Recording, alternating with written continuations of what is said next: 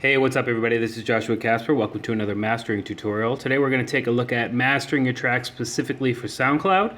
I'm going to share with you two tricks that can be applied to any mastering chain or module or rack or whatever you're using to master. These can be applied to those as easily as it's going to be applied inside of the Ozone 7 Advanced, which is what I have open here in front of you. I'm just going to use this for example because it's got the Codec Preview and that plays a big part of this. So first of all, a lot of complaints about SoundCloud is how it sounds quote unquote hot after you upload it. It sounds great on your system, but then when you upload it and stream it, it sounds hot. And the reason that is that no matter what you upload to SoundCloud, SoundCloud converts it to 128 kbps MP3 files. So there is an encoder on the website. As soon as you upload a wave or a FLAC or whatever, it encodes it to MP3. And what's worse is it's 128 kbps, which is just shit. It's terrible. But hey, so what I'm going to do is show you what happens when you upload that beautiful, perfect sounding wave master to SoundCloud. Usually, I see a lot of tutorials out there about this. The ceiling of the maximizer, which is right here, is set to between negative 0.3 and negative 0.5. And for regular digital download, it's great if you're just going to keep it at a wave. However, when you encode that to MP3, there are rounding errors that cause artifacts to be introduced to the music. And the reason that is that the encoder is doing a ton of math to try to figure out what's the best thing it can get rid of in order to reduce the file size. So going from wave to a 320 MP3 sounds almost indistinguishable. There are a couple of tests, I'm going to put links in the blog, where you can go and see if you can tell the difference between wave and MP3. There was also, in that same test, it's on NPR I think, there's also a third option which is 128. I did the test and I got most of them perfect. You know, tip a hat to me. But the ones that I did get confused were between the wave and the 320, but I always marked the 128. I could always tell which one was the shit, and of course that's what SoundCloud is. So let's just get right into it. I've just got this track here.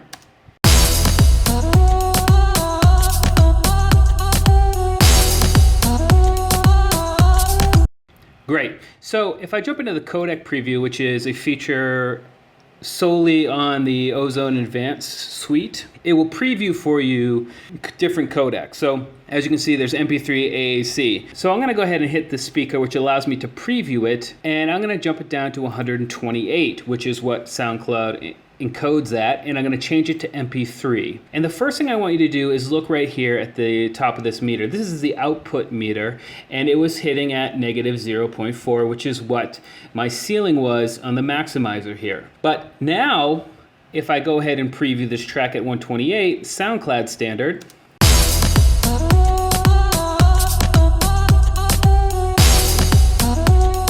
you can see that it's jumped up to way above 0, which is very, very bad. If you're doing it inside of Ableton, it's a 32-bit float, so it's okay, but on this output right here, you never want to be in the red, and we are way in the red. That's where the quote-unquote hot sound comes from. That's all going to get chopped off, essentially. It's all going to get clipped. That clipping is going to make it sound like shit, essentially. So the first tip here is to go ahead and reduce the ceiling of the maximizer or whatever you're using to about negative 1.5 if you don't have the Codec Preview that I'm using, but if you do, you can get a little bit closer to what's best. So I'm going to go ahead and play that now.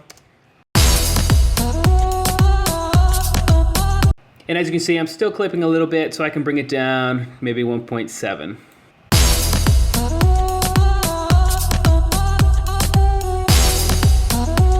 Still clipping, I'm going to bring it down to negative 2.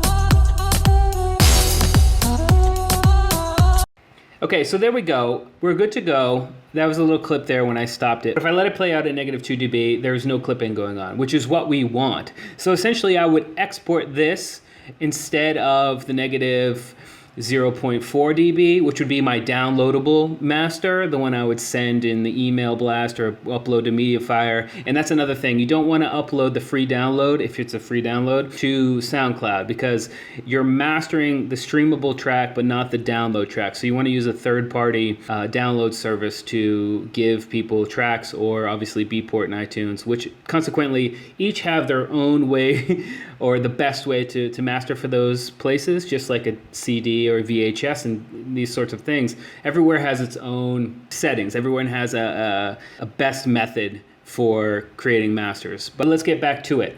So there is a noticeable decrease in volume from -2 to -0.4. So I'm going to go ahead and move it up and down so we can hear that.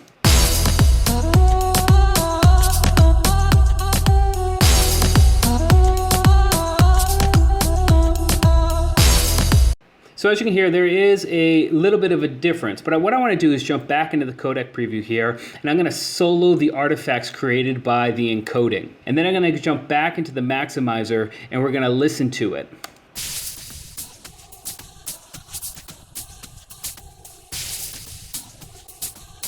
So do you hear all that garbage? That's all the artifacts created by encoding it, or chopping off file size to make a smaller file. And if you look over here at the peaks here, we have -7.2 and -6.6, and that's with the -2 dB. Now if I crank that back up to where it was, 0.4, and then we look over here, we'll see how much more shit noise is applied to it than if we have exported it at the -2.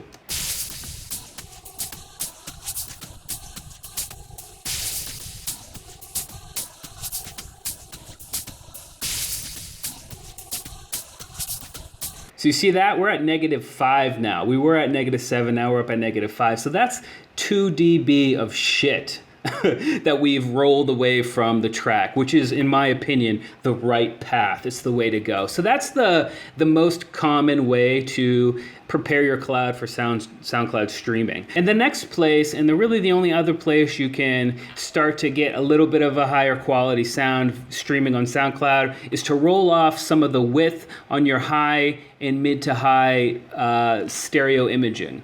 So I'm just going to use the imager inside of iZotope Ozone Advanced, obviously, and I just roll it down like that.